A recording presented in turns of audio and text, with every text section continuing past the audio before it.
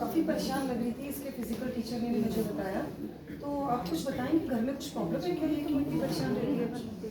Ma'am पढ़ती तो रहती है ये पूरी रात, पर रिजल्ट नहीं देख रहा हमें। अब तो पहले से भी लो हो गई और हमें इसकी चिंता है कि परसेंटेज तो मैडम आनी ही चाहिए ना। देखो, मैं आपको ना एज ए काउंसलर एक चीज़ सजेस्ट करूँगी कि मार्क्स के अंदर सिर्फ बच्चे का सक्सेस मत देखो, आप वो देखो कि बच्चा लाइफ में क्या करना चाहता है। मुझे पता चला कि आपने उसको इतना एग्जाम का वो दे रखा है, फोबिया दे रखा है कि उसने अपनी डांस क्लासेस भी छोड़ दी है। तो बच्चा रिलैक्स करके स्टडी कब करेगा?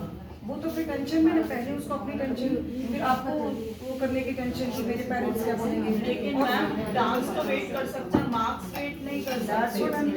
95% बच्चा इसको पसंद लेके आ गया, इट डजंट मीन कि भी 95% आएगी।